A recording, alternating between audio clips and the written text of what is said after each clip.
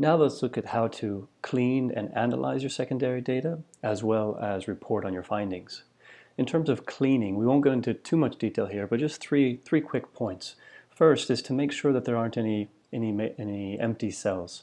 So during the copying and pasting or during the data entry, sometimes people may forget or accidentally delete some information. So if you're scrolling along, for example, and let me just delete these 3 tags here on wash, you might see something like that. And that's the column for thematic issue. It's a very important column for your analysis. And so you'll want to make sure, if you find that, you may need to go back to the data information column, read what the information was, and re-tag. So I'm going to undo that. That's one, is look for your empty cells.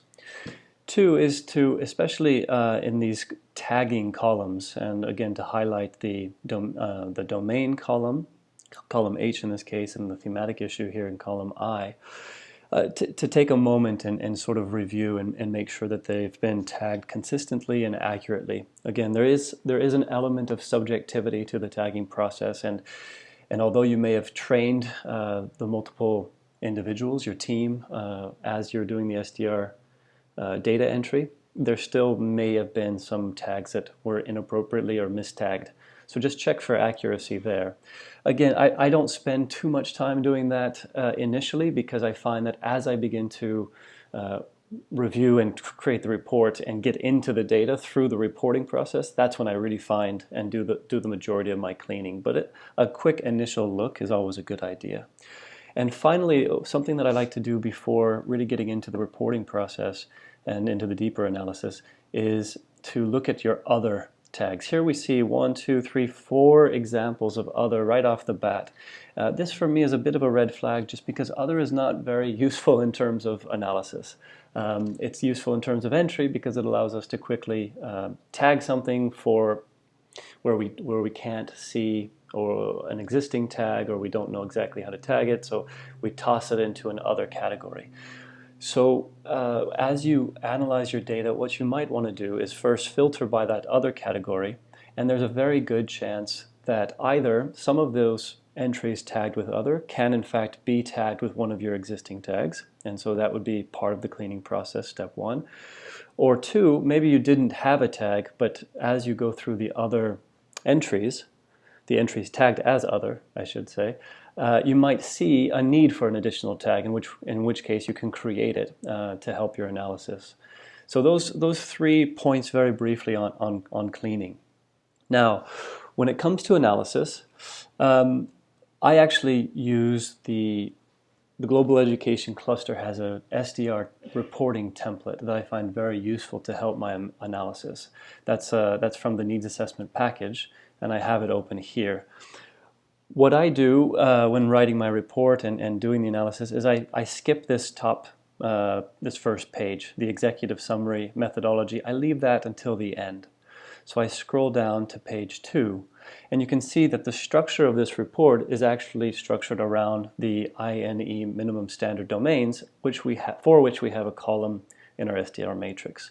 So that'll work out nicely for our reporting. You'll see some comments off to the right. Those are just instructions to help walk you through how to use this template. Here you'll see a section under Access and Learning Environment, one of the first domains. If we scroll down, you can see there's teaching and learning, etc., etc. There's under Access and Learning Environment, there's this two sections, Overview of Findings and Information Gaps. Again, I skip that initially and come down, and I start with the summary of SDR findings. And here we have a table organized by geographic areas and then these thematic issues.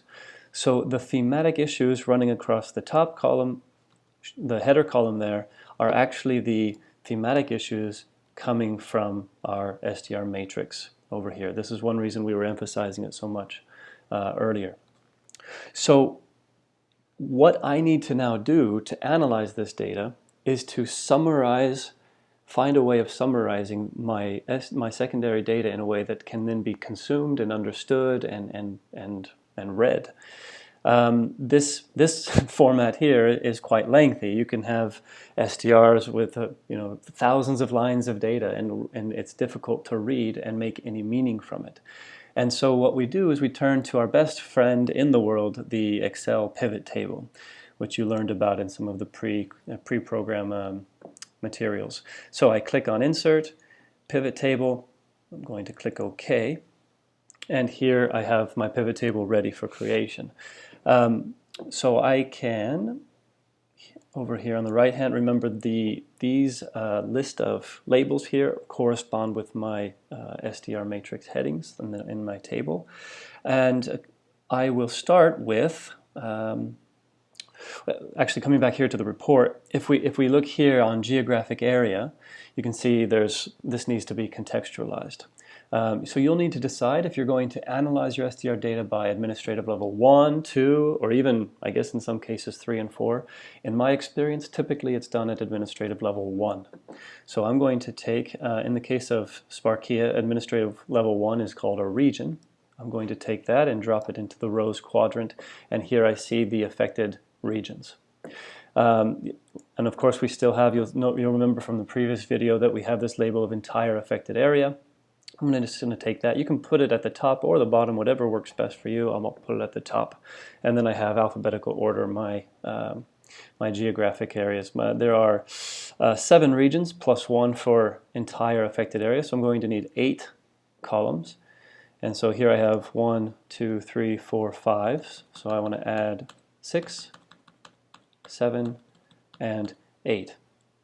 And then I'll come over here, simply copy those values and paste them in.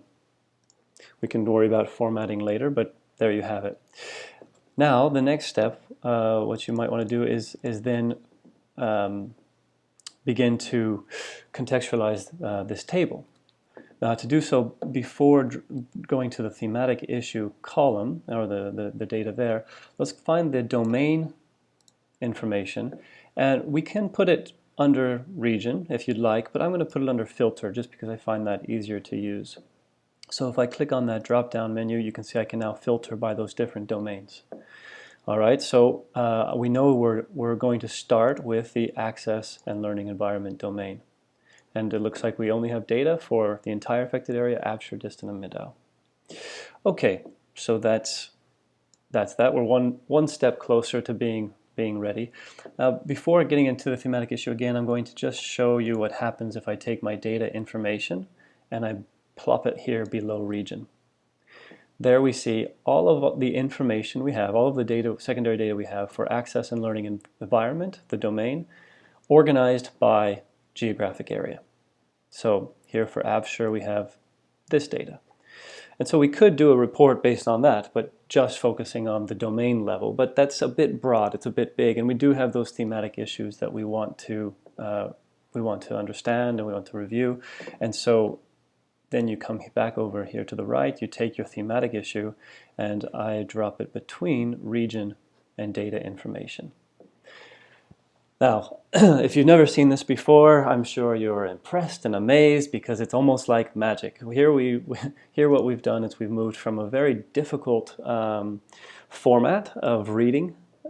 It's almost impossible for me, at least, to read through these entries and make any kind of sense of it.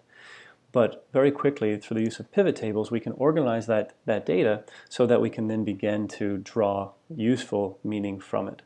And so now going back to our report, we have these columns. First, and this is the template suggested columns, or just to get you started. First is a tax on education. I'll come back here, and in fact, for Sparkia, tax on education is also the first. Then there's attendance enrollment, country context, food security, inclusive education. And so these thematic issues you can begin to update here. I remember I just read, for example, inclusive education, so you just inclusive education. So you'll want your tables to more or less match what you're seeing with your pivot table. Now there may be a category like inclusive education. If this is your only line and your whole data set on inclusive education, it may not be worth having that specific column for it, or you may wish to include it as well to highlight any particular gaps. Completely up to you, as both of these tools are for you to use and contextualize as you need. Real quick, one thing I forgot to explain that you may experience as you start to play with your pivot table, this column may get very large and difficult to read. The reason mine wasn't changing the column width is because I'd gone in, if you right click on your pivot table and go to pivot table options, go to layout, you can click on this auto fit column widths on update. If you click that off and click OK, that'll help your table not to increase drastically and make it difficult to read. It's just a little tip for you if you are having that problem. In this case, we didn't see it happening, but it's always a good idea. Okay, so basically now I have summarized my data. I find that the SDR analysis and reporting process is actually just a series of summaries. So we started after our data entry with something like this. Now this is difficult, as I said, to understand, so we summarize it into a pivot table like this. And from a pivot table, we then can begin to summarize here. So we have attacks on education. If I come to the entire affected area, here's actually, just for the sake of putting in data, let's go down to one of the regions. So for AVSURE, attacks on education is here, and I'm going to copy this, and I can paste it straight in here. So it says 5 out of 30 schools visited in the affected area were looted, textbooks destroyed, blackboards burned.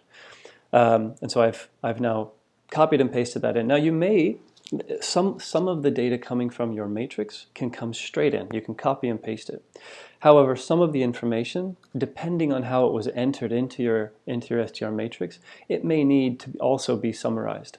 And so you can do that as you bring the information over. You might summarize, instead of copying and pasting, you might read it and then write a summary point here, or you might copy and paste it and then go through and summarize based on what you're seeing. So there's only one point of information for AVSURE there. Attendance and enrollment. So here's some information. So I can copy that, attendance and enrollment for AVSURE here, right? And you go through, you can do that geographically. You can also change the table so that you're working vertically and working on an entire column. Again, whatever works best for you. That's what we encourage you to do.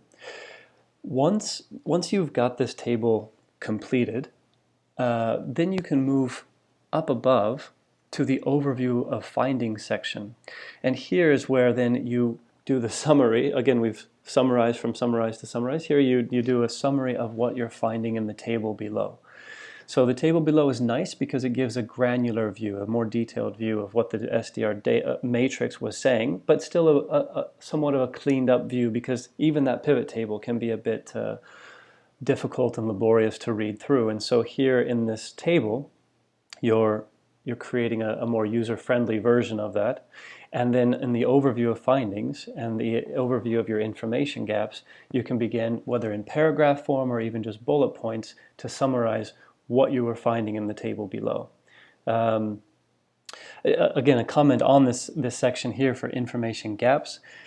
Don't underestimate the importance of this section. Part of the whole process and purpose of doing an SDR is not only to find out what we already know, but to find out what we don't know.